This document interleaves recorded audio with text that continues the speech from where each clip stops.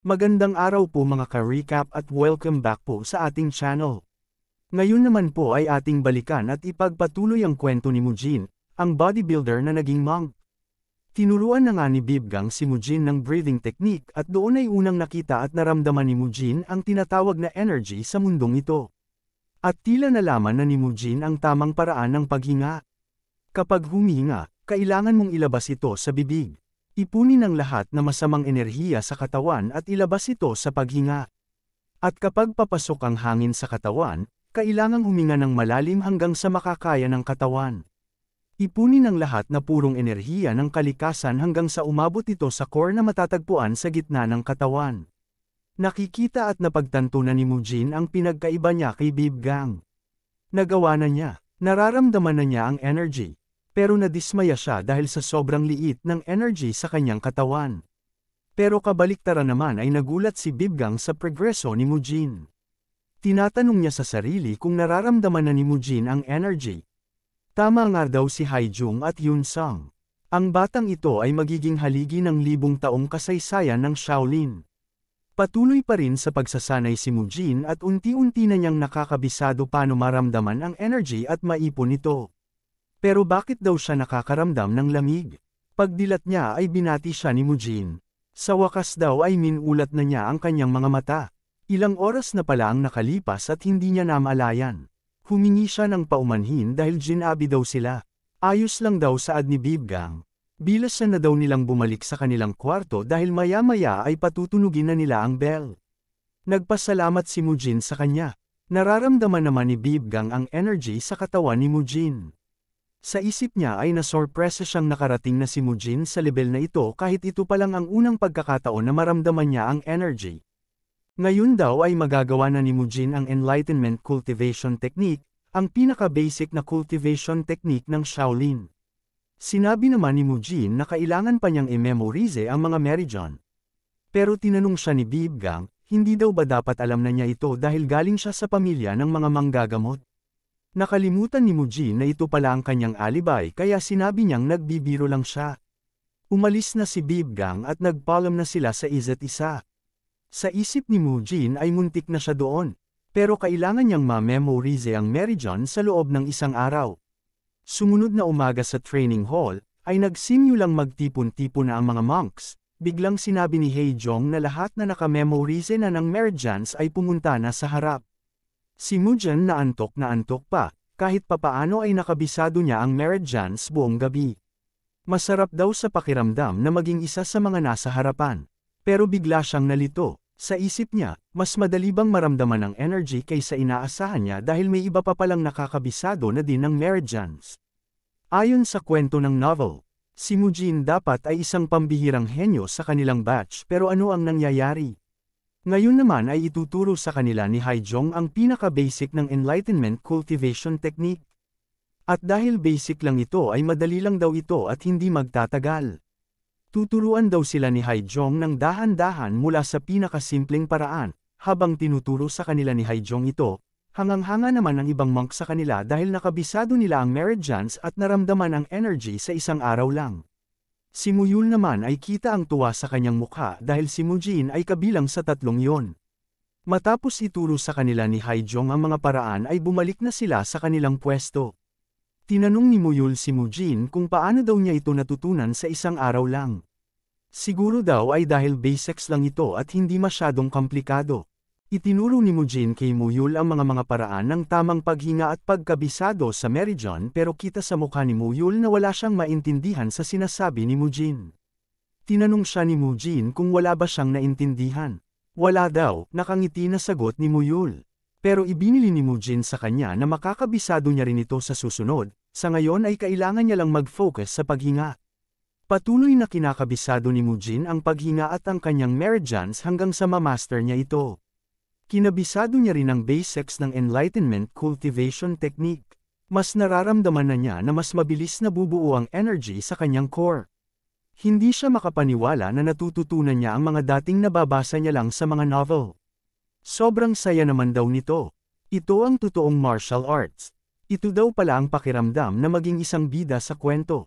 Nagpatuloy sa pagprogreso ang pagsasanay ni Mujin at nagpapatuloy sa pag-circulate ng energy. Pero bigla siyang nagulat nang tinawag siya ni Muyul at sinabihan na tingnan daw ito. Tinanong siya ni Mujin kung saan siya nanggaling pero nagulat si Mujin nang makita ang daladala ni Muyul. Isang monk na walang malay ang kanyang bitbit. Hinihingal naman si Muyul dahil sa pagdala ng monk na ito. Nag-iba ang ekspresyon ni Muyul nang makita ang lahat ng ito. Sinusubukan niyang alamin kung ano ang nangyayari kaya tinanong niya si Muyul kung ano ang ginagawa niya.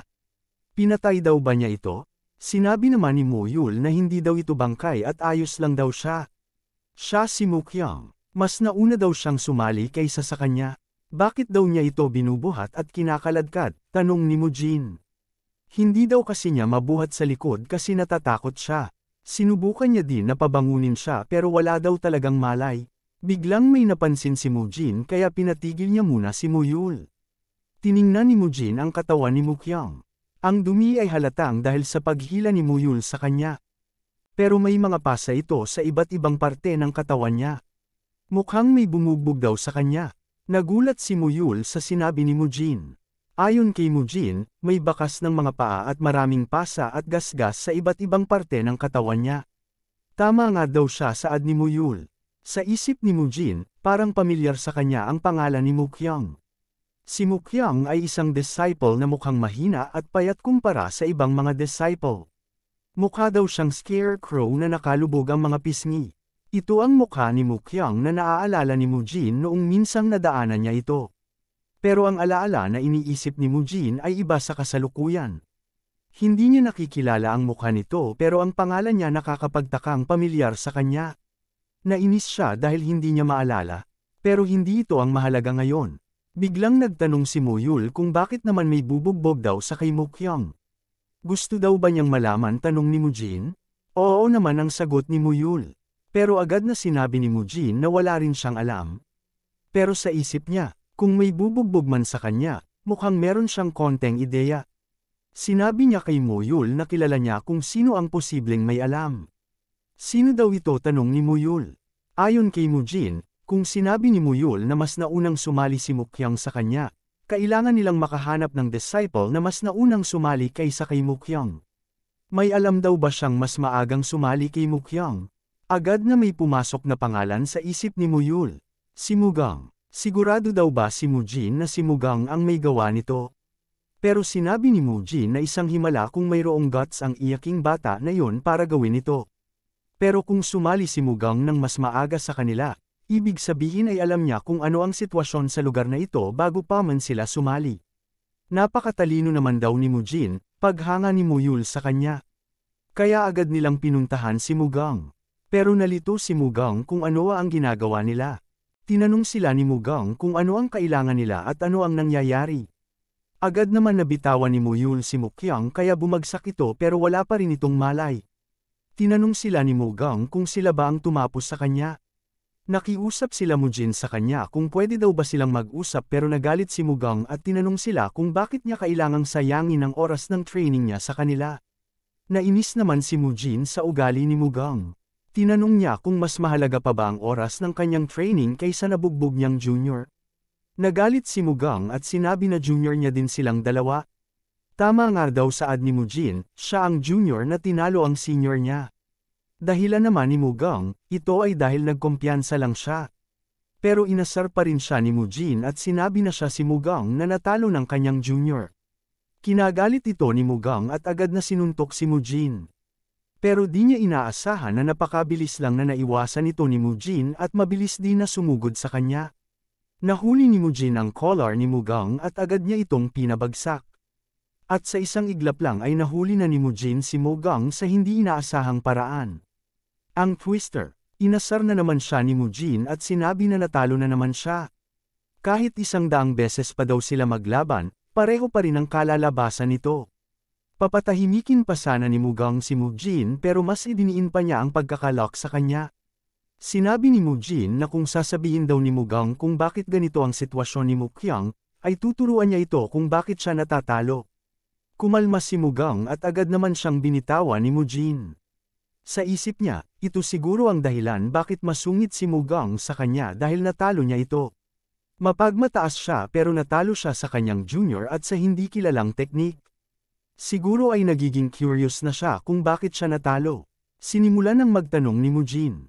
Una daw, bakit nabugbog si Mukyang? Bakit pa daw? Ito ay dahil nagalit siguro sa kanya si Mutei at ang mga kasamahan nito. Sino daw si Mutei? Si Mutei daw ay isang disciple sa outer sect ng Shaolin. Ang nag-iisang anak ng may-ari ng Sobul Escort Establishment. Ang tatay ni Mukyang ay nagtatrabaho sa Sobul Escort Establishment. Nang pumunta si Monk Haijong sa Sobul para i-recruit si Mutei, ay nagkataon na nadiskubre niya ang talento ni Mukyang kaya magkasamang pumasok si Mutei at Mukyang sa templo. Pero ang problema, akala ni Mutei ay nilalamangan siya ni Mukyang kahit na isa lamang siyang anak ng porter. At dito nagsimulang ebuli siya ng grupo ni Mukyang. Nainis si Mujin dahil parang hindi mga disciple ng Shaolin ang kanilang pag-uugali. Ayon kay Mugang ay walang magawa si Mutei dahil nagtatrabaho ang ama niya sa pamilya nito. Hindi rin siya makasagot kay Mutei kapag sinasabihan siya ng masama. Galit na galit si Mujin. Kung normal na paaralan lang ito ay maiintindihan pa niya. Pero ang lugar na ito ay templo ng Shaolin na nagtuturo ng pamamaraan ni Buddha. Pinagalitan niya din si Mugang dahil wala daw itong ginagawa ngayong siya ang may pinakamalakas na impluwensya sa kanilang lahat. Ano naman daw ang magagawa niya? Sinabi ni Mujin na hindi ba siya ang pinakamalakas sa kanilang lahat? Bakit hindi daw niya maprotektahan ang ibang disciple? Paano naman daw niya lalabanan ang tatlo kung mag-isa lang siya? Itinuro naman ni Mujin si Muyul na nagsabi na siya daw ang pinakamalakas. Tiningnan nila ang tahimik lang na si Muyul. Biglang nahiya si Mugang at sinabi na siguro ay ito lang ang tingin ni Muyul sa kanya dahil hindi siniseryoso ng tatlo ang kanilang training. Ano daw ang ibig sabihin niya dito? Ayon kay Muganggam ito ay dahil disciple sila ng outer sect. Ang martial arts ng outer sect ay nakabase sa martial arts ng Shaolin. Siguro ay kabisado na nila ang basic ng Shaolin martial arts kaya hindi na nila siniseryoso ito. Mukhang isa daw si Mutei sa kasama niya sa harap kanina. Isa nga siyang bully pero nakumpleto na niya ang mga kinakailangan para matuto ng martial arts. Habang nag-uusap ay agad na nagkamalay si Mukyang. Tinanong niya ang tatlo kung nasaan daw sila. Pero nang makita niya ang mukha ng tatlo ay natakot siya sa kanila na tila ba may trauma. Pero sinabi ni Mujin na huwag daw siyang matakot dahil hindi siya nila sasaktan.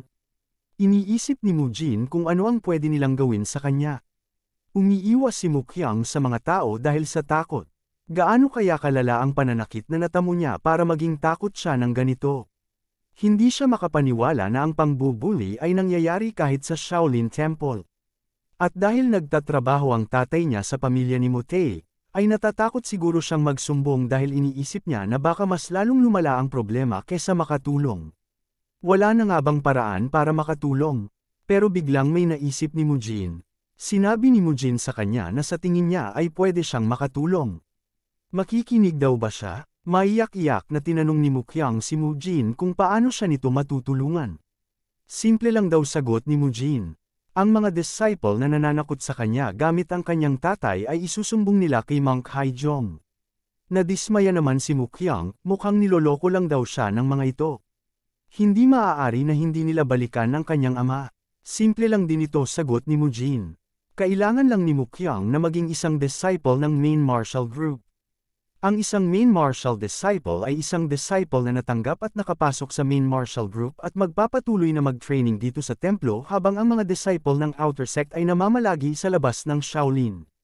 Kaya kahit nagaling pa sila sa malalaking escort establishment, hindi nila basta-basta mapapakialaman ang mga main Shaolin disciple ng templo.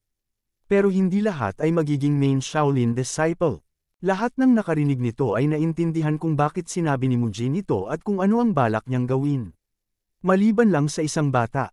Dagdag pa ni Mujin, mga outer sect lang daw sila kaya wala silang magagawa sa mga taga-main Shaolin disciple.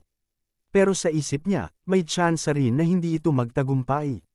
Ngunit naalala niya ang sinabi ni Bibgang sa kanya. Ang Shaolin Temple ay hindi kailanman iiwan ang disciple nito. Ito na ang oras para patunayan ang sinabi ni Bibgang. Sinabi ni Mujin kay Mukyang na si Monk Haijong at ang Shaolin Temple ay hindi papalagpasin at hahayaan ang may gawa nito. Kaya bakit hindi daw nila subukan? Magtatagumpay kaya ang pinaplanong gawin ni Mujin? Alamin po natin yan mga ka-recap sa susunod na mga kabanata. Maraming salamat po sa panunood at sana po ay nagustuhan ninyo. Please like our videos po and also subscribe to our channel. See you soon. Bye!